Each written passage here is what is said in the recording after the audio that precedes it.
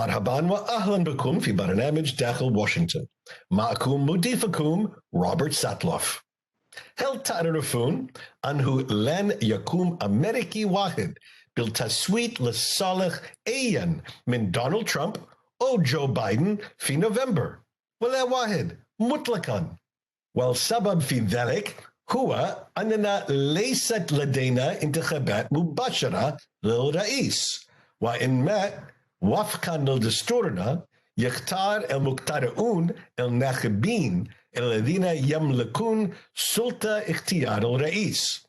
عادة يختار المرشحون أولئك الناخبين، وهم يصوتون لصالح المرشح الذين يدينون له بولاء، ولكن ليس دائما. ويكاد يكون هناك في كل ولاية نظام لاختيار الناخبين يستأثر فيه الفائز بكل شيء، فلا يهم أن فزت بالولاية بمليون صوت أو صوت واحد، فما تزال تكسب كل الأصوات الانتخابية في تلك الولاية. وتلك القاعدة هي ما أفضت بنا إلى الوضع الغريب الخاص بفوز هيلاري كلينتون ب3 ملايين صوت أكثر من دونالد ترامب، ورغم ذلك خسرت الانتخابات.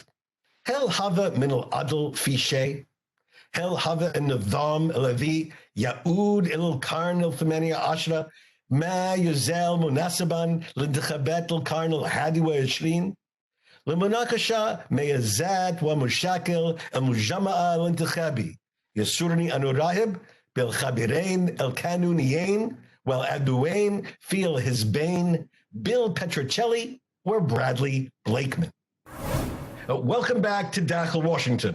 Our election is less than 2 months away, but did you know that not a single American is going to vote for president? That's not the way our system works. Americans actually vote for something called electors, and they cast ballots for the president.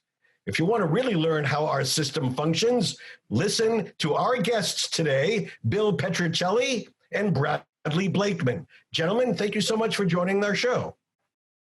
Glad to be here. So we're going to begin with the civics lesson for our viewers. What is the Electoral College, and why did the founders create it? Brad, let's start with you, and then we'll turn to Bill.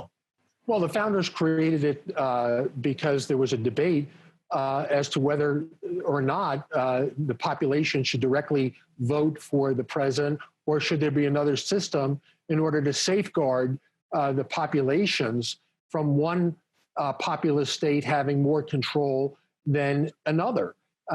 Similar to what is happening today is we've seen that if the popular vote held, and that was the standard, that in, let's say, in the elections of 2000 with Bush and Gore, that Gore would have won the popular vote, yet he wouldn't have been able to carry the less populous states that Bush carried.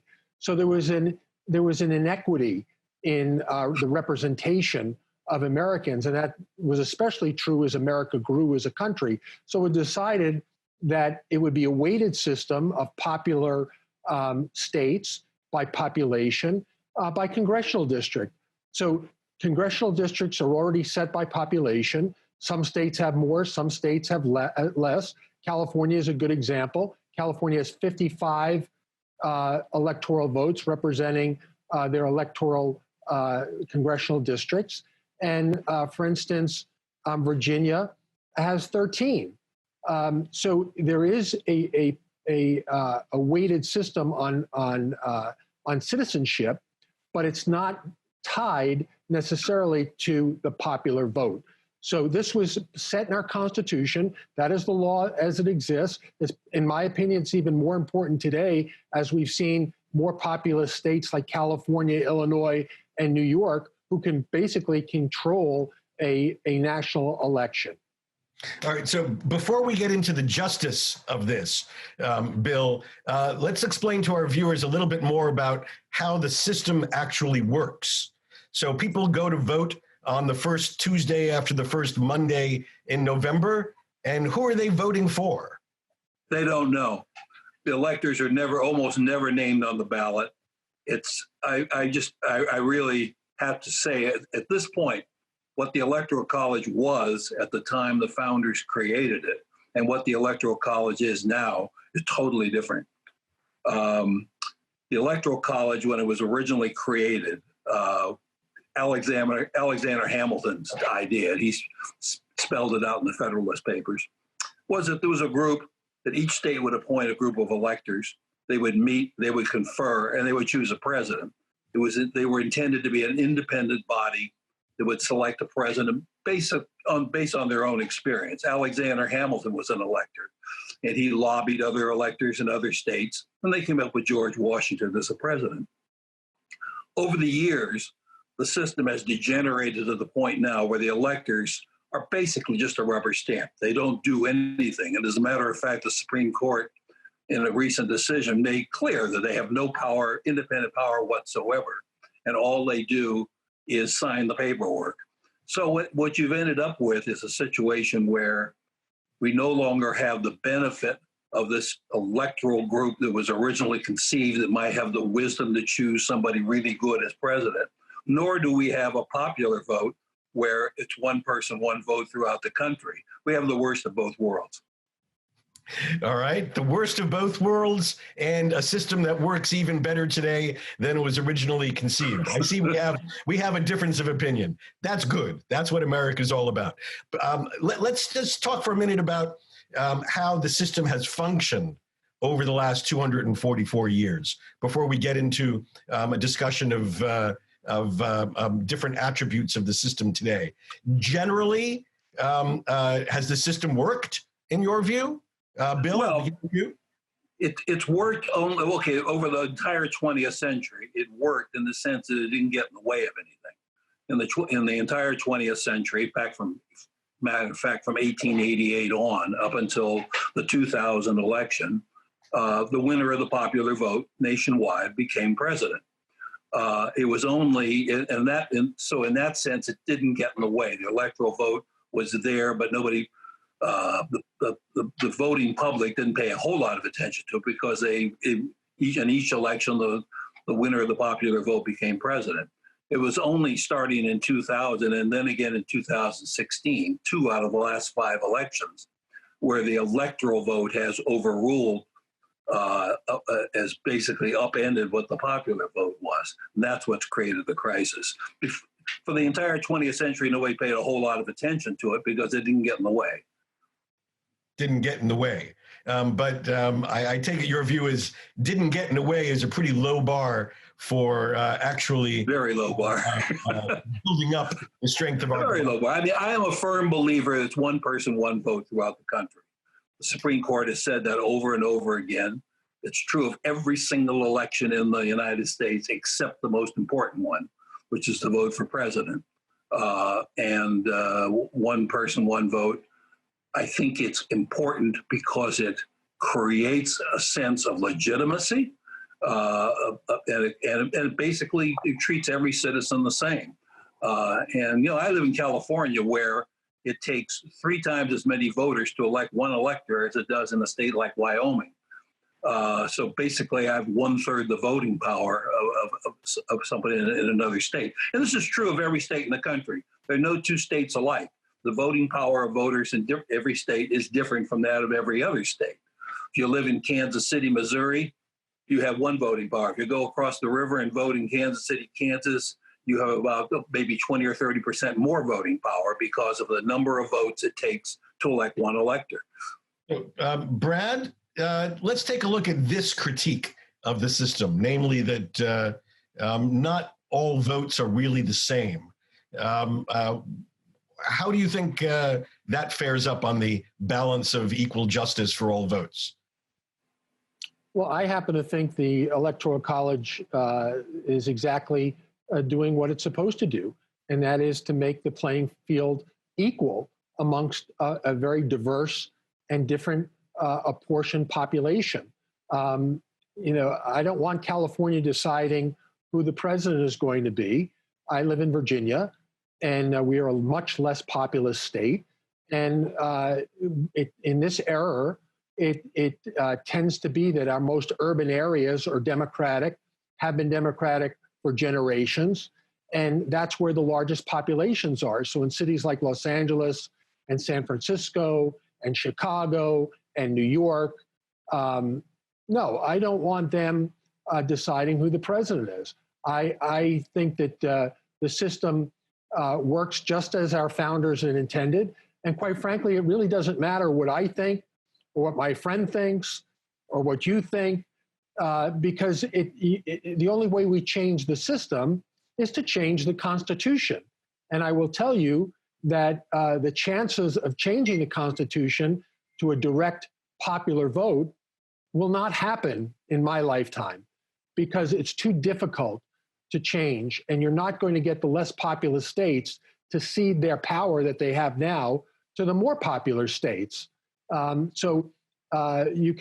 can talk all day long about fairness and equity and has it run its course? Do we need a change?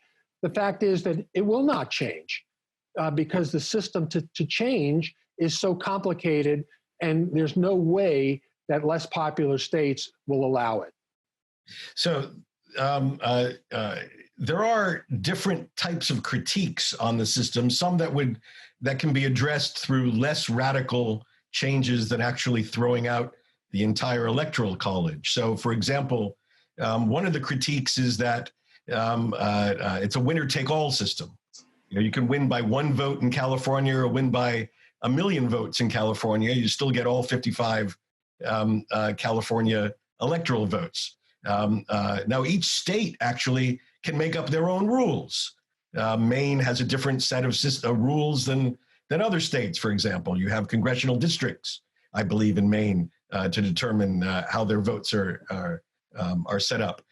So there are ways, I think, to address whatever inequalities different states think that they have. Bill, do you see some of these perceived inequalities being addressed by individual states? Yes and no, and mostly no. Let me say this. First of all, I view the presidential election as an election of the president. Not. I think all voters ought to be treated equally, whether or not they live in California or Virginia or wherever they happen to live. Every vote should count the same. This is a standard we have for every election in the United States, and it should be the standard for electing president as well. As far as things you can do for individual states, there's the Interstate Voting Compact, which I support, which is basically an arrangement where states would get together and agree to vote their votes for the winner of the national popular vote. Frankly, I think that the electoral college system, the way the voting system works right now, may very well be unconstitutional. I think it's been basically rendered obsolete by the 14th and 15th Amendment. I think the right case in front of the right court would establish that. Whether or not that's going to happen, I don't know. But all I know is this has to change. And this means that voting turnout went down. If you look at the swing states, the states where the election is eventually decided, the voting is about 5% higher than it is in other states. For example, Texas, which has a larger population than Florida, has a smaller voting population in every election because Texas is considered a safe state, Florida is considered a swing state, and it depresses voting and it depresses citizen participation. It creates a situation where a few voters in a very few number of states control the outcome of the election, and the rest of us are just left as observers. Now, let me say, to address the idea of different interest groups, there are more farmers and more agricultural workers in Texas and California than there are in all the small agricultural states in the country. Yet, they're still discriminated against in terms of their voting power as much as urban dwellers in those two states. So it's not a question of urban or rural voters. It's just a question of arbitrary divisions in which some groups get more votes than others. Okay. Brad, you want to come in before the break? Sure. Not a perfect system, but the system that we have. My friend is quite right. These changes that can happen are only going to happen if they're allowed to happen until such time as the Supreme Court of the United States says that they can happen, they're unconstitutional. We haven't reached that point yet. So whatever shenanigans or things that states try to get around the Electoral College will come home to roost in the Supreme Court. Eventually, there will be challenges to the Electoral College, to the Supreme Court, and then they will have the ultimate say as to whether or not those changes can exist or whether the Electoral College has passed the constitutional time and we need to move on to another system. And again, I don't think the Supreme Court would fix it. I think it would then go to the Congress if the Electoral College was struck down in order to come up with some other system. All right, when we come back after the break, we're going to take a closer look at this system and see whether, if we have another election in which a minority of Americans chooses our president, do you think we will pass a threshold that might in fact trigger a call for a change in the system? In just a moment.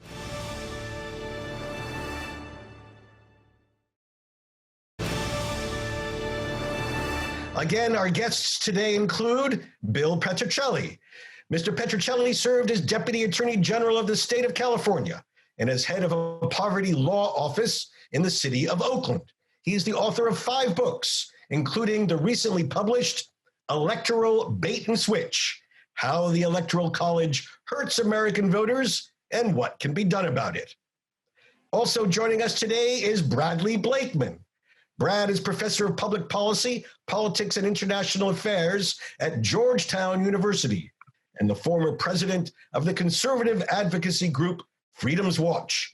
An attorney by training, he served in the White House under President George W. Bush as deputy assistant to the president and was also a close advisor to his father, President George H.W. Bush.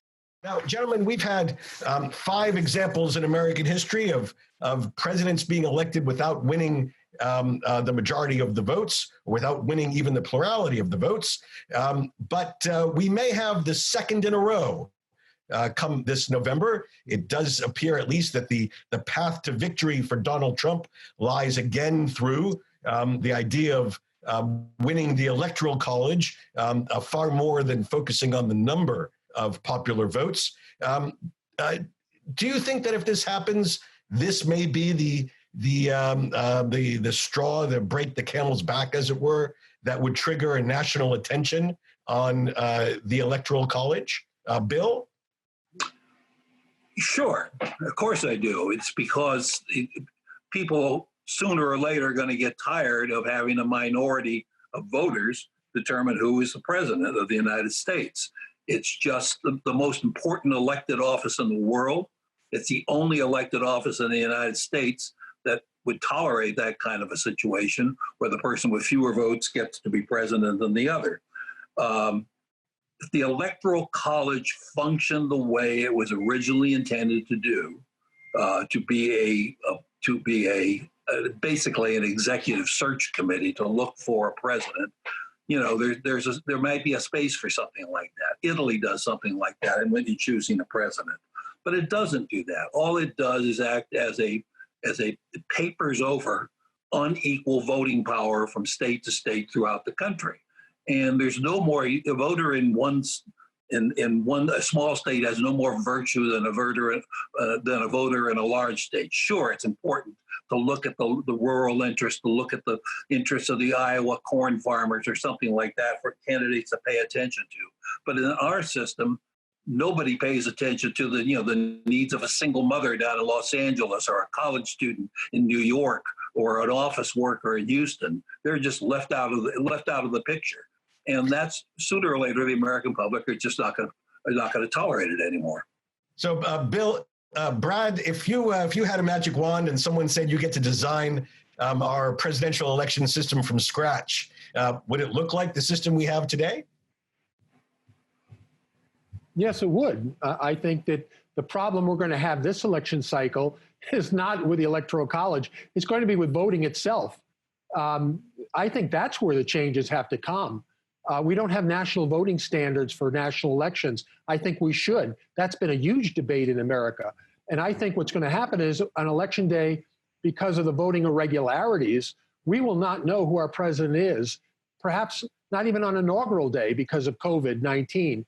The voting and the way we vote, the times we vote, the manner in which we vote is all going to be different than anything we've ever experienced before. All right, gentlemen, we're going to have to stop there. Bill Patricelli, Bradley Blakeman, thank you very much. Thank you. America has a love-hate relationship with protest, which we're seeing playing out on the streets of major American cities and on the screens of our nation's television sets. Our country was, of course, born in protest, often violent protest, from the Boston Massacre and Boston Tea Party to the showdown at Lexington and Concord. The American Revolution was a protest against the perceived injustice of British colonial rule. It bears noting that the protesters, who we now call patriots, never commanded the support of more than 1/3 of the colonists. They were a minority, often a violent one, but their cause was just and righteous, and they won. From then on, the balance in American history tipped back and forth between stability and change, between the populist surge for action and the government's inherent conservatism. While the dust was still clearing on the revolution, farmers rose up to protest the imposition of a tax on liquor, and the new government under George Washington quashed what became known as the Whiskey Rebellion with brute force. From rebel commander to law and order president was not a long journey.